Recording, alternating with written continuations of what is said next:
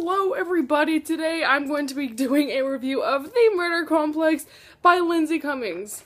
I was so ecstatic when I received this book to review. This has been one of the books of 2014 that I've really had my eye on, and I could not be more grateful with how it turned out because it is so great. I gave this book a solid 4.5 stars on Goodreads. Let me explain you a thing. This is one of those 4-star books that are just so amazing, but then they just have like 1 or 2 flaws that make you just like tweak it down a little bit, but trust me when I tell you, I'm in love with this book.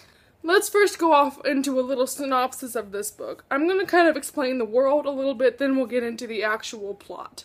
The Murder Complex is a book that exists in a future-esque The Everglades setting. It is just a town of people that live within a thing they call the perimeter, which is just the gate that makes sure they don't get out. In this society, people are killed a lot. It is not an uncommon thing to be walking down the road and you're like, whoa, a dead body. Imagine that. This world is inundated with murder, people going after people, you have to kill people to compete for jobs.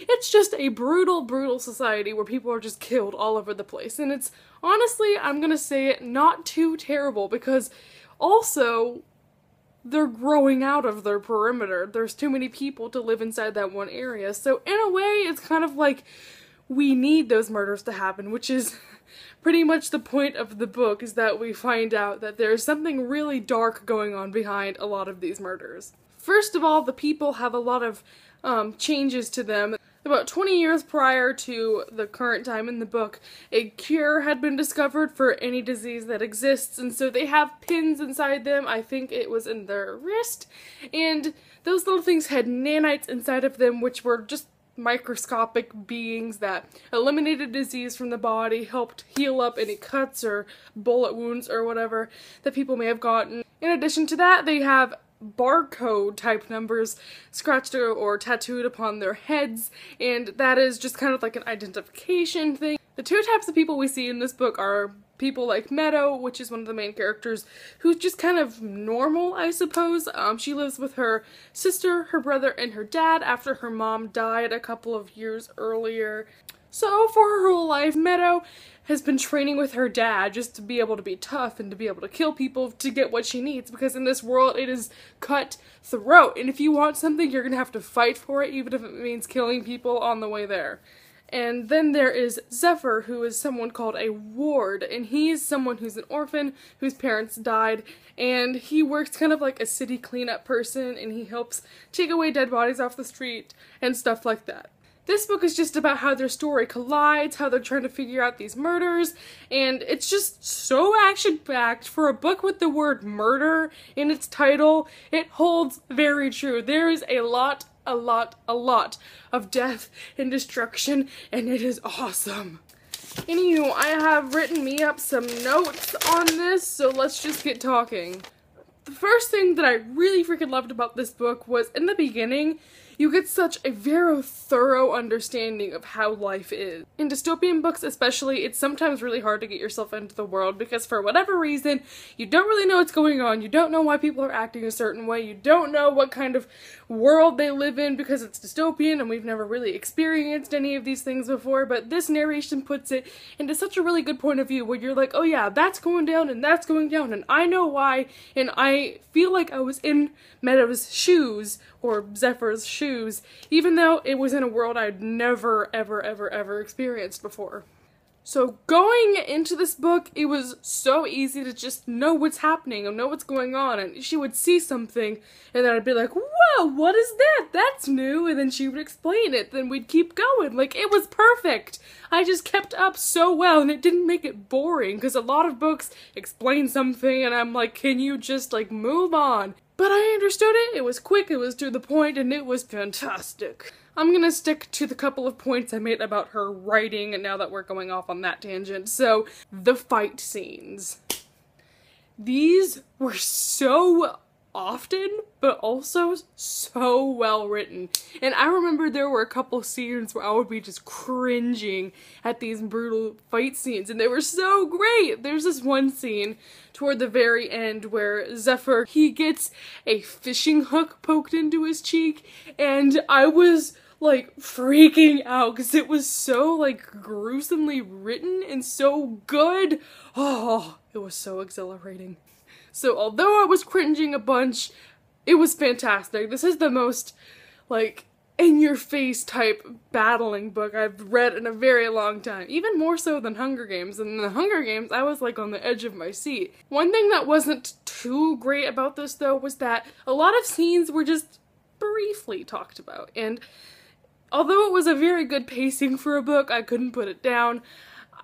There were just parts where something would happen in like a paragraph and they'd be moving on. And it was like an event that was kind of important. But things would just happen and then they would move on. And then I'd be left like, is there nothing else to do? Okay, I guess we'll just...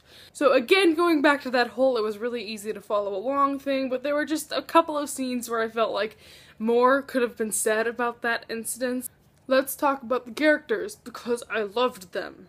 Meadow is such a great character, kind of like Katniss Everdeen-esque. She is one of those female protagonists who is just, you do not mess with this girl, and I totally got that vibe from her.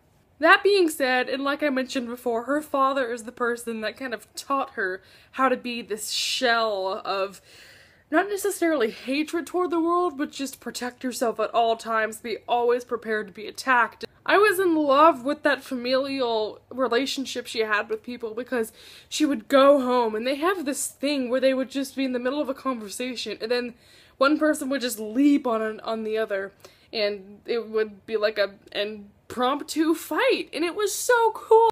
I've never seen that in a family because usually you go home to a family in a dystopian book and it's all, oh, woe is me, our environment sucks, we need to stay together and like be nice to each other because our government is trying to kill us or whatever, but she'd go home then still have to watch her back, and I thought that was really cool. And then also really cool because then in turn she would kind of turn to Zephyr for more of that like love aspect. I don't want to spoil it, but come on, it's YA, there is gonna be a love story. But I also found something I didn't really like about Meadow, and that was she always tended to assert her strength. Like, she would be in the middle of a fight scene and she'd be like, oh, he did this one thing with his arm and it was pretty clever, but I was more clever than him. And that would happen several times. If something would happen, she'd be like, whoa, okay, well that happened, but I knew how to deal with it. Or, that person's strong, but I'm stronger. And it was just this kind of like almost forced in your face cockiness about like, want to see how well I'm trained? I can kill that person with one finger.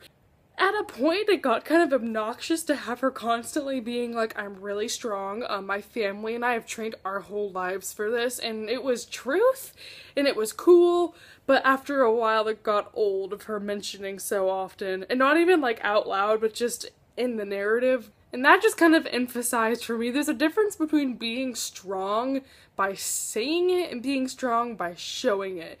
And I think there's a good 50-50 there. Zephyr is my babe. Oh my goodness, he is just so precious and he's so sweet, and he's like the breath of fresh air in this novel because you get all this death and murder and she's training and she's killing someone, but then we have Zephyr being like walking the streets like, wow, life sucks but I am in love and it's so good. Bae. Overall, I just love how the characters fit into the story. I'm pretty sure I'm gonna have this video up after when this comes out, so you're probably watching this after June 10th, but today it is March 24th, so I'm a little bit ahead of schedule. Either way, I'm gonna be getting a finished copy of this when it comes out. Lindsay Cummings actually lives near me, so she's doing a opening party kind of thing, and I'm gonna be going to that, getting them signed, having some snacks, meeting her, who knows what else. And so, yeah, if you have not ordered this book, or if you've never heard of this book, please go look it up, please go buy it, please rent it from your library, please do something, because this book deserves some recognition. It was awesome, I loved it. Good job, Lindsay Cummings. Definitely looking forward to that sequel, and might I add, very vague ending. Don't know if I like it or not, but really want the next one. So thank you for watching this video, everybody. I promise this ugliness will be taken care of soon. I just can't handle this ugly background hole anymore. Goodbye, everybody!